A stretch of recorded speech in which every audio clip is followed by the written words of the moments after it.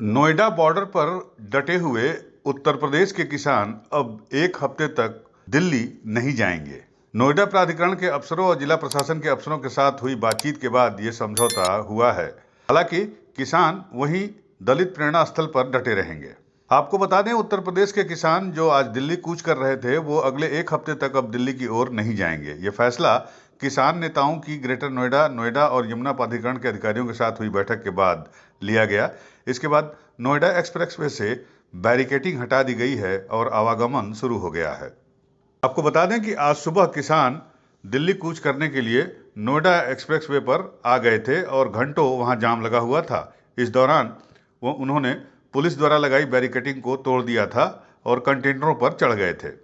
अब किसानों ने अपनी मांगों पर फैसला लेने के लिए केंद्र सरकार को और राज्य सरकार को एक हफ्ते का समय दिया है। इस दौरान किसान नोएडा में ही दलित प्रेरणा स्थल पर आंदोलनरत रहेंगे, वहीं पर धरना प्रदर्शन करते रहेंगे और अगर एक हफ्ते में उनकी मांग नहीं मानी गई तो एक बार फिर से वो दिल्ली कूच करने के लिए कमर कस लेंगे। आपको बता दें, सोमवार दोपहर 12 बजे किसान नोएडा के महामाया फ्लाईओवर के पास इकट्ठा हुए थे और वो संसद का घेराव करने के लिए दिल्ली की ओर जाना चाहते थे। तभी पुलिस ने उन्होंने बैरिकेडिंग वहां पर लगा रखी थी, वहां पर उन्होंने किसानों को दलित प्रेरणा स्थल के पास रोक दिया। इस दौरान किसानों की और पुलिस वालों के बीच नोकझोंक भी हुई। पुलिस ने किसानों को रोकने के लिए दिल्ली यूपी को जोड़ने वाले चिल्ला बॉर्डर पर जगह जगह बैरिकेडिंग भी कर दी थी, लेकिन किसानों ने पुलिस की बैरिकेडिंग को हटाते हुए आगे बढ़े और साथ ही वो वहां पर खड़े कंटेनरों पर भी चढ़ गए थे। पुलिस इस दौरान परेशान दिखी थी, जबकि वहां पर वज्रवाहन और आरएएफ के जवान भी तैनात थे और ड्रोन से निगरानी हो रही थी। नोएडा एक्सप्रेसवे के दोनों तरफ बंद होने और वाहनों की चेकिंग के चलते तकरीबन 5 किलोमीटर का एक लंबा जाम लग गया था। बहरहाल अभी आवागमन शुरू हो गया है। आइए आपको बता दें कि आखिर किसान चाहते क्या हैं, इनकी मांग क्या है। किसान का कहना है कि किसान को जो जमीन अधिग्रहण की जाती है उसके बदले उन्हें 10% का प्लॉट दिया जाए। साथ ही करीब 64.5% की दर से किसानों को मुआवजा भी मिले। नए जमीन अधिग्रहण कानून के मुताबिक बाजार दर का उन्हें 4 गुना मुआवजा देना चाहिए। साथ ही भूमिहीन किसानों के बच्चों को रोजगार और पुनर्वास के जितने भी फायदे होते हैं वो सभी उनको प्रदान किया जाए।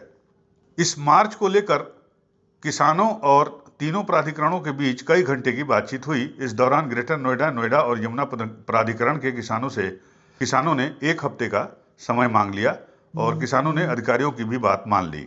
अब किसानों का कहना है कि वो दलित प्रेरणा स्थल में एक हफ्ते तक डटे रहेंगे। अगर एक हफ्ते में बात नहीं बनी तो किसान मोर्चा एक बार फिर से दिल्ली को कूच करेगा।